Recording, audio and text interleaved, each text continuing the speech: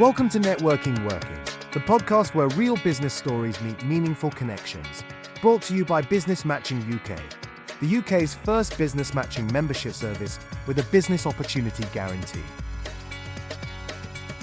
Whether you're building something new, scaling something established, or just exploring smarter ways to move your business forward, you are in the right place. Welcome back to Networking Working, the BMUK podcast. In this episode, we're joined by Pete Redden of PJR Creative, a graphic design and artwork studio in the northeast of England. Welcome, Pete. Hello. Let's start with the most important part of this conversation, Pete. What does your business do and who do you help? I run a small creative design agency in the northeast of England, and I class myself as a fully encompassed design company, covers all areas of design. But my mates like to tell everyone that I colour in for a living and get a cheap laugh from it. So I've just accepted that now. So I just tell everyone that I colour in for a living, and I'm constantly sharpening my coloured pencils. I'll do anything from logos to brands, all the way through signage, brochures, flyers, anything that needs making looking pretty. I've had quite a colourful life as a designer. I've worked with all kinds of people. I started off at 17 and I've done over 40 years now in various guises around the northeast. I started on a drawing board back in the day, and I always remember when Apple Macs first came out and people said, oh, that's going to be the end of designers. And I survived that, but I always said that I think being able to draw makes a difference because you become creative by drawing in the first place, and that's how it all started. Everything was marker visuals, and I absolutely loved it. When the computer came out, I thought, well, that means designers can be designers without being able to draw now. And people said, oh, we'll see how it goes. And we came through it. I'm still here all these years later. But now we had the invention of AI, and everyone said that'll be the death of designers.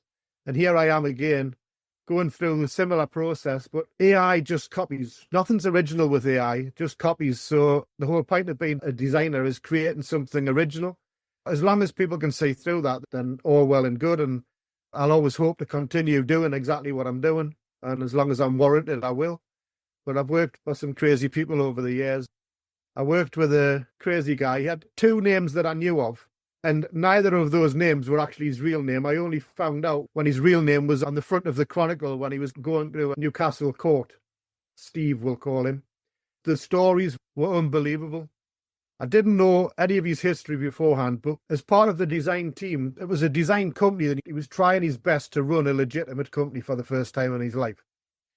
But there was 8 lines that came into the building, and the 8th line was a red dot when it rang, and it was for a hair regrowth company. The design team had very little to do with it, apart from when I saw the files for the original leaflets, and it had bald man for the name of one picture, and then the associate picture was bald man with a wig. So obviously his hair wasn't grown because the product was useless. I mean, we had a dog comb that they imported for 99 pence from the States that had rotating bristles. So when people with hair that was coming out, the rotating bristles wouldn't drag. They were selling it for about £19. The shampoos all had thickening agents, so people automatically thought the hair was getting thicker. But this was featured on GMTV, Good Morning Britain, I think it was at the time, on ITV. There was 4 other products that were reviewed on it, and every single one of them was slated. The following day, Steve came into the building and said, right, we're changing all the branding, all the marketing, everything's changing from today. He says, I want as seen on GMTV, stick it up on all the boxes, all the advertising, everything. And I was like, Steve, it got absolutely slated. He says, it's a program that everyone watches and everyone believes. If someone hasn't seen that program, once they see the sticker, they'll just buy it. And I was like, really? And he said, just go for it. In the next month, sales went up by 37%. And I was just flabbergasted. I thought, it's not right. He hasn't done anything wrong, though. I just thought it was genius marketing, and I would never have had the guts to do something like that. But he was a character. And although I didn't agree with a lot he did, he was a proper character. We actually set up a magazine called Buzz. It was a Northeast magazine, and it was to go out. At the time, the Evening Chronicle used to have a Thursday newspaper that had jobs in that everyone bought. So we were going to do a job section. We were going to put this out, and it was going to be all about the Northeast. So the football teams, the music from the Northeast, all kinds of pubs and clubs that were opening. And the initial issue was going to launch And it's still the longest shift I've ever put in. I did 39 and a half hours in one go to get the launch out without a break. We were sitting in the car park with pizzas on the boss's car with a can of beer at 1 o'clock in the morning, just having a break. The boss gave me his due. He stayed there all night. He couldn't do anything. He couldn't help me with any skills at all. He says, but if you're in there working, he says, I can't go home and just sit, watch the telly. He says, that's not fair. So he just stayed all night. He fell asleep on the leather settee a couple of times, but he made sure he was there because his staff were working through the night and he couldn't go home. So there was nice parts to this guy, crazy, crazy times, and I didn't stay there very long. You just never think. Just colouring in will get you kinds of stories that will entertain people on a night out. I love what I do. It's effectively my hobby, and I would be doing something like this if I wasn't employed in it, you know. How did you first get involved with BMUK? What drew you to the community? Probably a little bit different from the normal members because I've known Phil Pugh for quite a long time now. And he asked me if I would be interested in having a look at some rebranding. So when Paul Norton Matching Service was changing to BMUK, Phil asked me if I would start having a look at some initial designs for BMUK to create the logo. So I began providing ideas for that and some proofs and taglines and how things could possibly work in the future for BMUK. Then after the first lot of proofs, he introduced me to Mr. Lawton extraordinaire, and my life changed forever. We worked on the brand for a while in all kinds of different areas, the formulas, the graphics, how they would work. And we honed it down to what it is now. And I've been a member for about 8 months, 10 months now. That's how I ended up here. How do you see BMUK supporting your future growth? It's supporting me every time there's a meeting because I do all the presentations, and as it develops, I'm becoming more involved. There's all kinds of things in the pipeline, like newsletters, and the more I do, the more I meet people, the more I can talk about what I do and how I can help other people, and it's already starting to come to fruition, you know. This episode of Networking Working is brought to you by Business Matching UK, the UK's first business matching membership service with a business opportunity guarantee. If you're tired of turning up to networking events that lead nowhere, BMUK guarantees to offer something different. Structured, supported, and strategically driven business development, designed to connect the right people in the right way at the right time.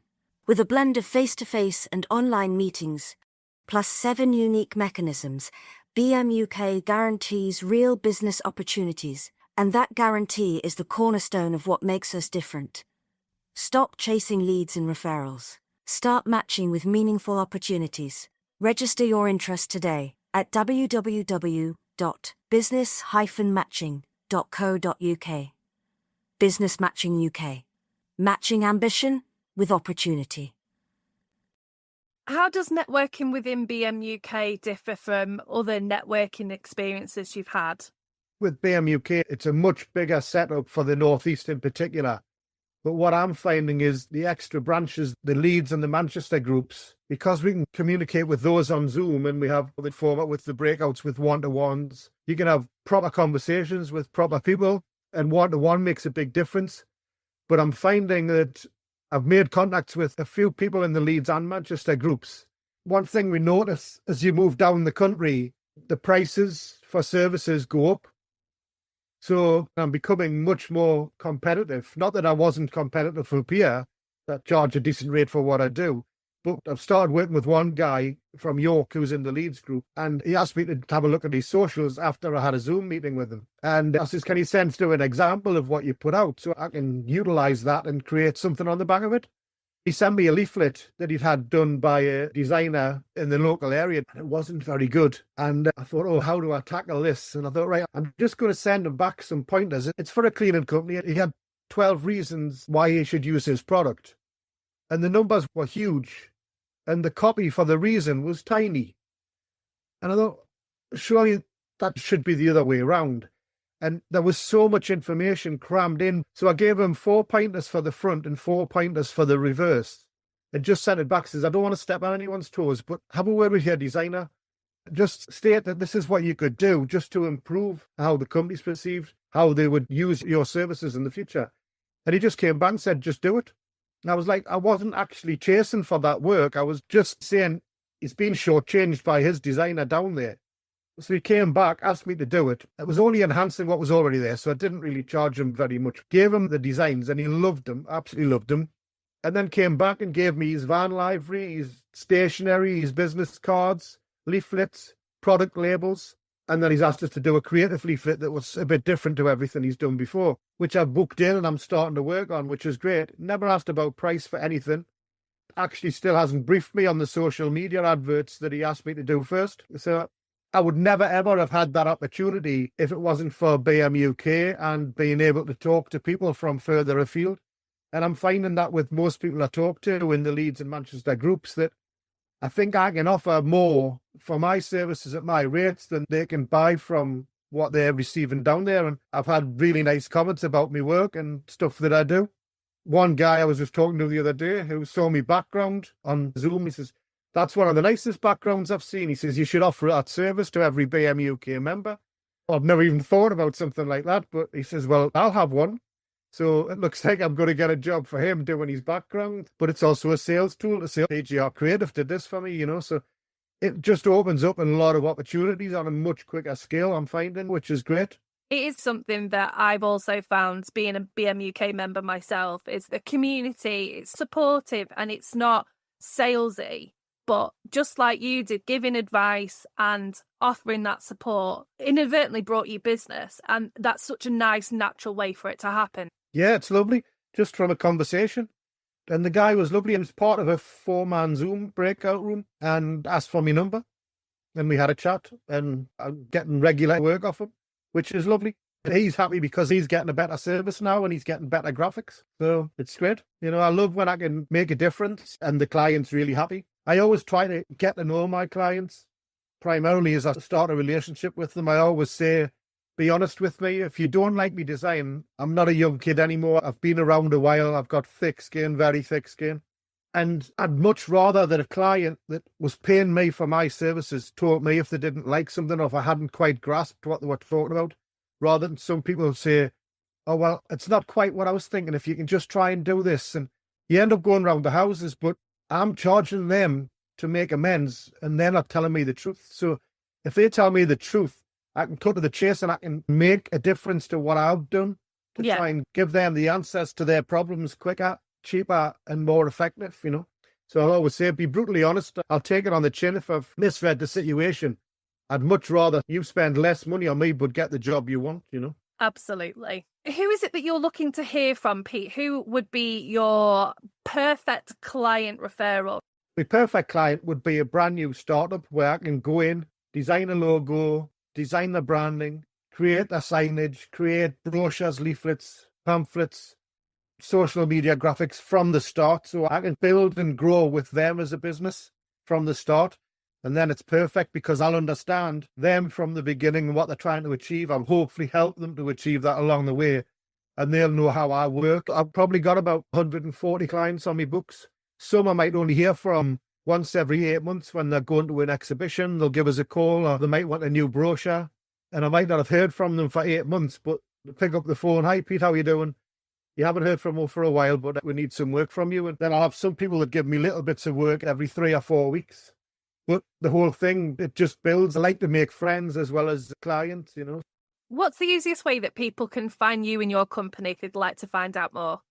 Take a look at my website, pjr-creative.com. Dead easy. It's got bits about my background, my stories. It's got some critiques on there, examples of my work. Or just drop me an email, pete@pjr-creative.com. And I'm more than happy to have a chat, have a Zoom, anything you want. I can send you a link to my portfolio. I don't put that online because it's a bit clunky, but anyone that would like to see everything that I do, it gives you a bigger expanse. My website would be ginormous if I put all that stuff on my actual website. And I love a chat, as you can probably tell. More than happy to have a chat with anybody, so get in touch. There's a certain part of your website that I absolutely love. So please do go to Pete's website and have a look at the team. And that's all I'm going to say. Okay. Intrigued. If BMUK were a single tool in your desert island survival kit, Pete, what would that tool be and why? I had to think about this because I thought it was a great question. And I was originally going to say a Swiss Army knife, but then I thought, well, it's kind of jack of all trades and master of none. And the master of none bit really troubles me. So I didn't want to be that because the master of none just sounds rubbish. So I actually, when I was thinking about this, I thought about Allen keys, an Allen key set, because it's all about having the right key for the right job. And if you find that right key, you can tighten relationships, you can bond relationships, and they only become tighter the more you turn, the more effort you put in, the better the relationship. And it only works if it fits exactly. And I think that's the same with relationships. You know, if the fit's right, then the future's bright. Very wise words, Pete. Thank you so much for taking the time to speak with us today. As members, we're lucky to have BMUK, but BMUK are very lucky to have you. Thank you very much. It's been a pleasure. Thank you very much. If today's episode gave you fresh insight, a practical takeaway, or simply something to think about, hit follow, leave us a rating or review, and share the episode with someone else navigating the same landscape. Networking Working is powered by Business Matching UK, a movement changing the way businesses connect, collaborate, and grow. If you're ready to take a more strategic, supported approach to your business development, one that's built on strategy, not chance, then BMUK is what you didn't know you needed. Visit www.business-matching.co.uk to explore more and register your interest. The information in this podcast is for general guidance and entertainment purposes only. The Networking Working podcast shares ideas and experiences to inspire and inform, and we believe they can be valuable, but they may only reflect part of your own business journey. We always recommend seeking independent advice and using your own judgment to decide what's right for your business. We encourage you to do your own research before making any decisions. The opinions in this episode are our own and those of our guests, and we do our best to ensure the content is accurate and relevant at the time of recording. If you have any questions or would like to continue the conversation, you can reach us at info@business-matching.co.uk. Thank you for listening.